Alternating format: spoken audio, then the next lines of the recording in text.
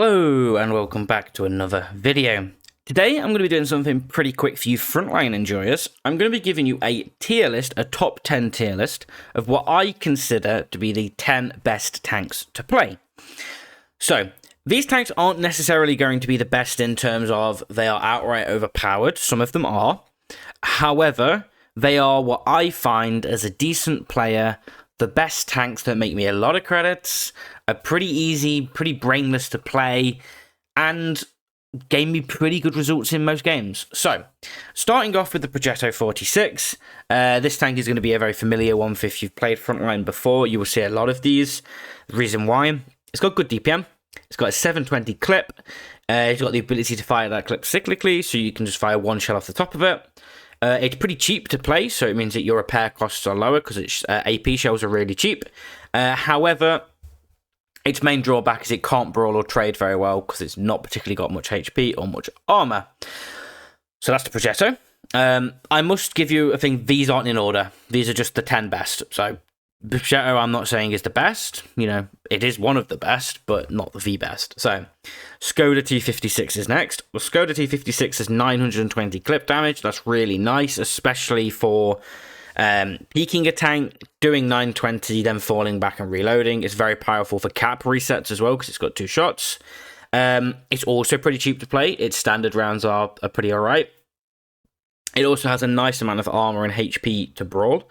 That really does help it in Frontline where you are brawling quite a lot. However, it's quite slow, so its rotational ability is really quite poor. And its gun handling at anything other than point blank is kind of unreliable, and you will feel that. So that's the Skoda T56. Next, we've got the controversial one, the BZ176. This tank is probably the #1 best tank to play in Frontline. It has everything you need to be good. It's quick with its rocket boosters. It has AP and Hesh. Its Hesh is ridiculous. It does 800 alpha. It has AP, which is flexible, so it gives it flexibility. It has ridiculous amounts of armor. It has a really good HP pool. It has everything it needs to be able to brawl, take a position, take a cap, reset a cap, trade effectively, which is what you need to do in Frontline. And it also is relatively cheap to play if you fire only AP. So there you go. There's another bit of flexibility for the BZ176, making it really good. However, its gun handling is poor at anything other than short to mid-range, and it is slow without its boosters. But, importantly, its boosters will be refreshed whenever you repair the tank in-game, so that is another thing to bear in mind. Then we have the IS-3A.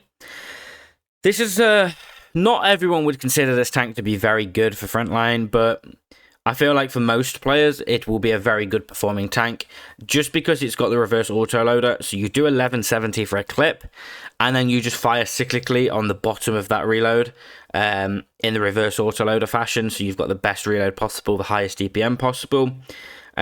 Because of its clip and its reverse autoloader, it trades very well. So in a 1v1 situation, it's pretty powerful.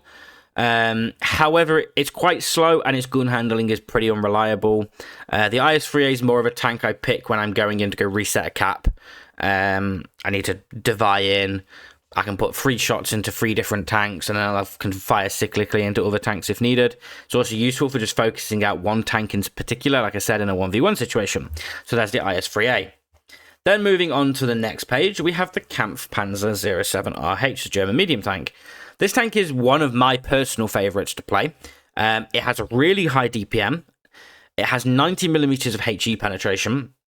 It's pretty fast, so it's really fast to be honest with you, with a really quite good HP pool for a medium tank. This tank is great because of its HE.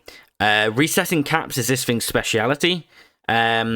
Taking an aggressive cap really quite quickly early on and punishing anything that comes into you to reset the cap is also this tank's speciality. Flanking and getting the sides of tanks and firing HE, another thing that this tank is very, very good at.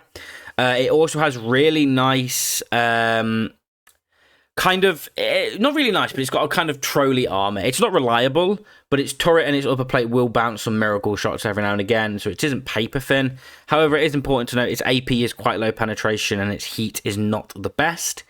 But going on to another tank that rivals the KPZ is the Schupatek, the Shrek tank, the PTK TVP 100, the Czechoslovakian TD. Very similar to the KPZ, it's got high DPM. and really good HE pen values, so slightly more on the PTK. But the PTK obviously trades off less HP, basically, and completely no armor for that ability to have a slightly higher DPM, better gun handling, and better penetration values. The PTK is also one of my personal favorites. I kind of tend to rotate between the KPZ and the Shippertuk, depending on where I am in the game. But the PTK's got really nice gun handling, so it's really nice mid to long range. It's got that high DPM. It's also got really nice AP penetration, amazing heat penetration, and amazing HE penetration. So if you're looking for a tank that can reliably pen pretty much anything in situational kind of aspects, light tanks for HE, heavy tanks, heat, yeah, the PTK is a really good tank. However, as I said, low HP pool and zero armor is this tank's fallbacks. And also, it's not very flexible because it does lack gun depression, but it's quite tall. So, yeah, there is that. Then there's the Barask. The Barask is another classic fan favorite for Frontline. It's fast. It's got a fast clip, 720 in 2 seconds, has good camo, and it's pretty small for capping. That's basically why a lot of people pick the Barask. However, it does have no armor, so it is a HE magnet. So things like the PTK and the KPZ love fighting Barasks because they'll just accept 720 and then kill the tank and then go and repair with its HE penetration. And its gun handling isn't the best for the Barask, so do bear that in mind, but it's a pretty good pick. Then we've got the CS52 Lys, the Polish medium. This tank's pretty good. This used to be one of my favorites, but it's kind of fallen out of fashion for me recently. However, it's still going to be good for most players. It's got great DPM. It's got troll turret armor, troll up hull armor. It's got decent gun handling for 320 alpha. However, it is a little bit on the slower side for mediums, and it does lack penetration. That penetration is the main reason it's fell out of fashion with me. Is a lot of things that people have been playing in Frontline recently have been significantly heavier. So having higher penetration is, I feel, a real big kind of a requirement nowadays, hence why I do like the PTK with its heat penetration, but the Lys will do pretty good. And then we've got two more. The 50 TP prototype. This is the Polish heavy. This tank is a pretty good all-rounder, and this has been one of those tanks that a lot of people have been picking recently to kind of counter BZs. It's got really good armor that BZs can't particularly reliably pen.